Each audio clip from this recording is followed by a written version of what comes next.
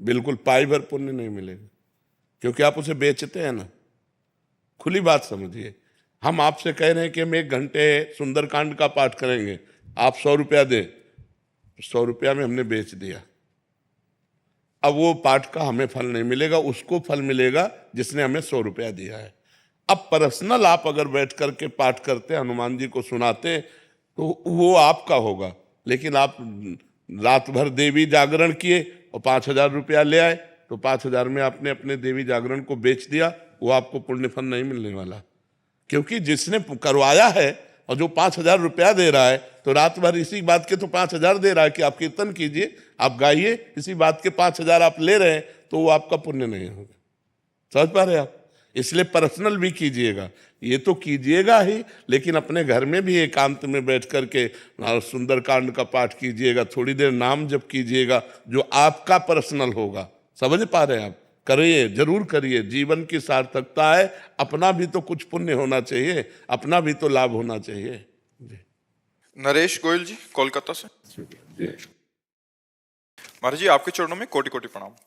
महाराज जी, पिछले 23 वर्षों से एक ज्ञान मार्गी उससे जुड़ा था। पिछले कुछ वर्षों से नए लोगों को अध्यात्म में जोड़ने के लिए भगवत गीता एवं ग्रंथों की कक्षाएं चलाई। सबसे पहली बात यह है कि हम लोग वस्तु को प्राप्त नहीं कर पाते और दूसरों को उपदेश करने लगते हैं।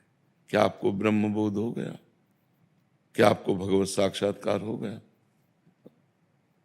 मरोगे तो तुम्हारे पास कौन सी अनुभूति है? फायदा क्या? तो दूसरों को क्या दे दोगे जब आपके पास ही नहीं है? हमारी बात समझना। मतलब हम एक भाईचारे से, प्रीति से कह रहे हैं कि अपने पास है नहीं और दूसरों को हम निमंत्रण दें, तो हम दे क्या देंगे? बोलो, क्या दे दोगे आप? गीता का क्या अनुभव है आपको? आप विचार करके देखो। उपनिषदों का क्या अनुभव? तो हमारा जीवन सार्थक तब होगा जब हम अनुभूति कर लें, हम भगवत साक्षात्कार कर लें, हम ब्रह्मानुभूति में, हम इंद्रिय विजयी हो जाए। श्रद्धावान लभते ज्ञानम तत्परासयतेन्द्रिया ज्ञानम लब्ध्वा पराम शांति मचिरेणाधिगच्छति। अब दूसरों को लुटाओ जो आपके पास खजाना आ गया है। तो पहले श्रद्धावान, शास्त्रों का स्वाध्याय, संतों का संग, और जो जाना उसको अपने जीवन में उतारा।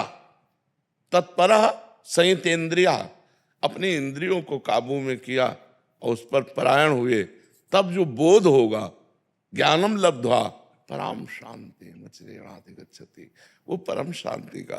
तो मुझे लगता है कि ऐसे आप ही नहीं, लाखों लोग भूल कर रहे हैं।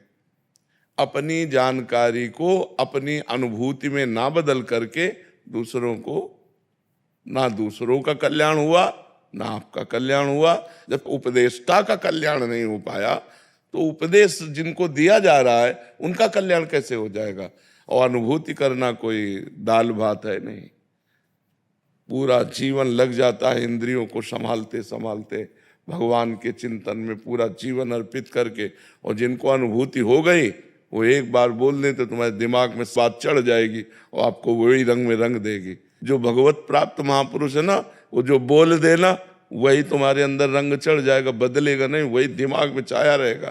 तो हमें लगता है पहले हमको अनुभूति करनी चाहिए, भगवत अनुभूति हो जाए। तो कितने सुंदर सुंदर गीता के उपदेश हैं, एक श्लोक जीवन में आ जाए तो सिद्ध महापुरुष बन जाए। अनन्य चेता सततम यो माम स्मृति नित्य सा, जो अनन्य चिंतन। अब अनन्य चिंतन होता है? नहीं होता।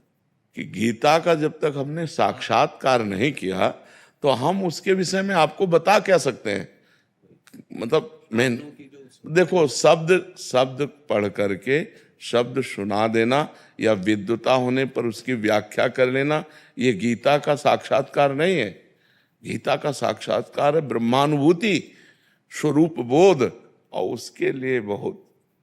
तो हमें लगता है कि बंधन से हम छूटे नहीं, तो हम दूसरे को बंधन से कैसे मुक्त कर सकते हैं? जब आपको कला ही नहीं आती बंधन से छोड़ने की, क्योंकि स्वयं नहीं छूटे, तो आप दूसरों को कैसे छुड़ा सकते हैं? फिर वो एक मजाक होगा ना। तो हमें लगता है कि आप अपने जीवन को पहले गीता का साक्षात्कार करने में लगाइए, साधना में बैठिए, तन्मयता कीजिए, और जो सेवा मिली है इसको एक सेवा मान लीजिए। हाँ, सेवा मान कर कीजिए, लेकिन ये मत मान लीजिए कि आप गीता के उपदेष्टा है। गीता की अनुभूति, हजारों लोग टीका कर रहे हैं, गीता जी की हजारों लोग टीका कर रहे हैं, लेकिन बिना श्री कृष्ण साक्षात्कार किए, बिना ब्रह्मा अनुभूति किए, मुझे लगता है गीता का रहस्य नहीं समझो। भगवान की वाणी है। हाँ, जो शब्द लिखे हैं पढ़ के तुम बोल दो वो बात अलग है। ऐसा अनुभूति हो करके बात करना, ठीक है। महाराज जी, वो एक्चुअली क्या है कि हमारे यहाँ दीक्षा की कोई पद्धति नहीं है, तो कुछ वर्षों से मैं अपने जो इष्ट जिनको मुझे बहुत प्रिय हैं उनके बीज मंत्र का जाप खुद ही कर रहा हूँ, और नाम जाप आपके बोलने से शुरू कर दिया। तो ये क्या सार्थक हो? दीक्षा के बिना भी हो जाएगा क्या? अब मान लो आपने जहां से मंत्र लिया है, बीज मंत्र बस अपने मन से ही। वैसे देखो, अर्जुन जी भगवान के मित्र थे, सब बातचीत होती थी, लेकिन गीता जी भगवान ने उपदेश नहीं किया कभी। जब अर्जुन जी ने कहा कार्पण्य दोषो प्रहत स्वभावा प्रच्छामि त्वाम धर्म सम्मूढ़ चेता, मैं कायरता रूपी दोष से युक्त हो गया हूं, मेरी बुद्धि मूढ़ हो गई है, मेरा परम श्रेय कल्याण किसमें है? भगवान नहीं बोले, तब बोले शिष्यस्ते हम साधिमाम त्वाम प्रपन्नम, मैं आपका शिष्य हूं और आपकी शरण में हूं। दोनों बातें, आपका शिष्य हूं और आपकी ही शरण में हूं। अब मेरा श्रेय क्या है, मेरा कल्याण क्या है, इसमें बता। इसलिए किसी महापुरुष के आश्रित होइए और उनके श्रीमुख से मंत्र और नाम आदि लेकर उपासना में लगिए, जैसी परंपरा है। देखो, स्वयं भगवान श्री कृष्ण संदीपनी जी को गुरु बनाते हैं और उनके चरणों में बैठ करके, तो अगर भगवान को इस तरह बोध न कराना होता तो जिनकी श्वासों से चारों वेद प्रकट हुए वो भगवान काहे को शिष्य बनते? जाकी श्वास वेद श्रुति चारी, सो हरि पढ़े या चरज भारी। वो शिष्य बनकर हाथ जोड़े नीचे बैठे और संदीपनी जी ऊपर गुरु पद पे बैठे। हमें लगता है किसी महापुरुष का आश्रय ले लिया जाए, तभी हमारा जो जीवन उन्नति अध्यात्म की होगी उसमें सार्थकता आपको खुद समझ में आने लगेगी कि पूर्व पक्ष क्या था और अब का पक्ष क्या है, खुद आपको अनुभव में आने लगेगा। ध्यान में जैसे वो बैठते हैं तो उनका मतलब नाम रूप का ध्यान करें तो उसमें कोई नाम का ही ध्यान करना चाहिए, तब वो रूप प्रकाशित होता है। नाम का ध्यान, नाम सच्चिदानंद में, जैसे राधा, अब ये रा बड़ा की मात्रा, धा बड़ा की, ये सच्चिदानंद है। अब हम एकाग्रता कर रहे हैं, संसार का चिंतन छूट रहा है, सच्चिदानंद में नाम, वही रूप प्रकाशित हो जाएगा, अपना काम बन जाएगा। श्री राधे। महाराज जी, महाराज जी, ये आपका सत्संग सुनते हैं और एक दुख से बाहर निकले हैं उसी सत्संग। महाराज जी, इनकी 17 वर्षीय बेटी थी, 2.5 साल पहले अपने स्कूल के बच्चों की मारपीट की वीडियो अपने पिताजी के फोन से लेकर अपनी एक सहेली को भेज दी। उसके बाद वो वीडियो वायरल हो गई। इस कारण उसके पिताजी ने उसे डांटते हुए कुछ कड़वे वचन बोले। 3 दिन तक दोनों एक दूसरे से बोले नहीं और वो इतनी कठोरता सह नहीं पाई और उसने आत्महत्या कर ली। महाराज जी, इस आत्महत्या के दोषी हम हैं या उसके और उसके हमारे प्रारब्धवश हैं? हम प्रायश्चित क्या करें? ये मूर्खता है, मूर्खता है, इसमें दोष की बात नहीं, इसमें मूर्खता है। क्या है, पापा है, 3 दिन नहीं बोल रहे, चौथे दिन बोलेंगे, 5वें दिन बोलेंगे। हमको अपनी तरफ से सॉरी बोलना चाहिए।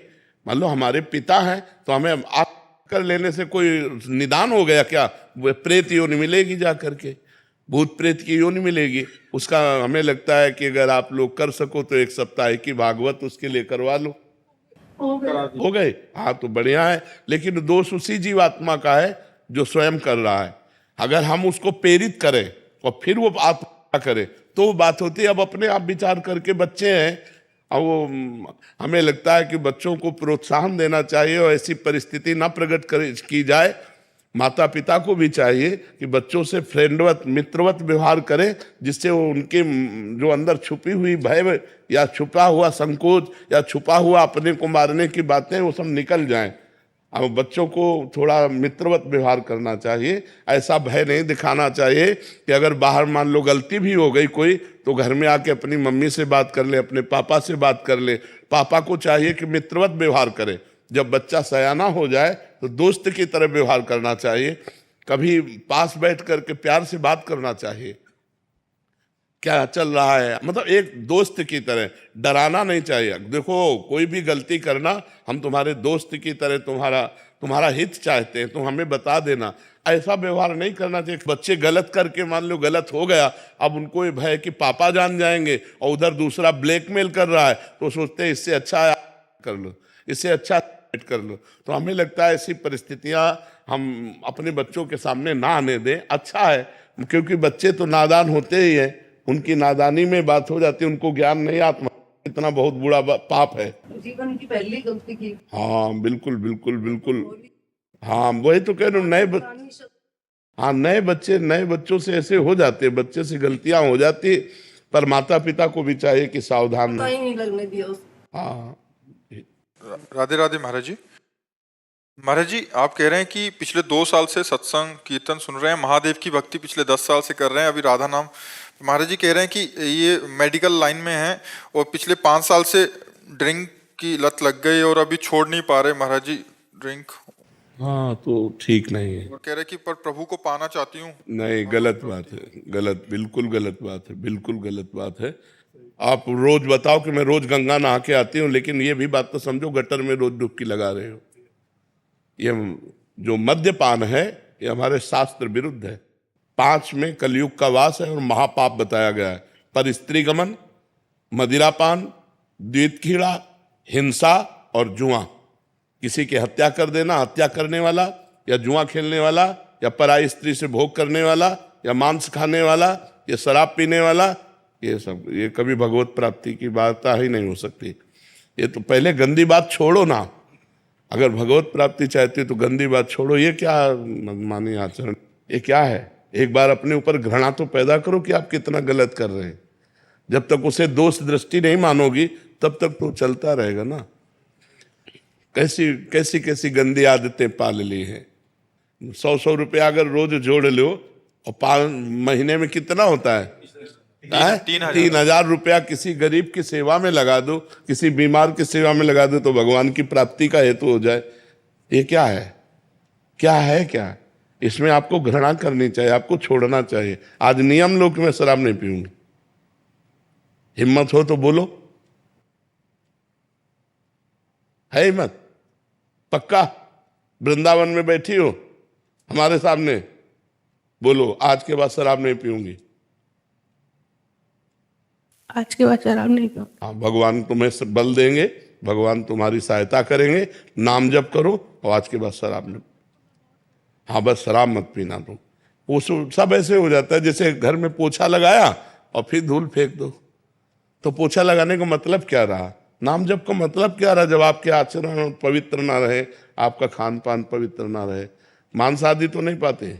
हाँ तो बस शराब आज से छूट गई, अब दोबारा मत पीना। अगर अब पियोगी तो फिर कोई चांस नहीं है। ये तो भारी अपराध बन जाएगा कि वृंदावन में बैठ करके उस संत समागम में आपने ना कहा और फिर पियो। तो ठीक है, हमारी बात आज से पक्की? हाँ पक्की, ठीक, बहुत सुंदर। और वो नाम जब तो करती, आराधना तो करती, ये गंदी बात छूट जाएगी तो आप परम पवित्र हो जाएंगे। बहुत सुंदर।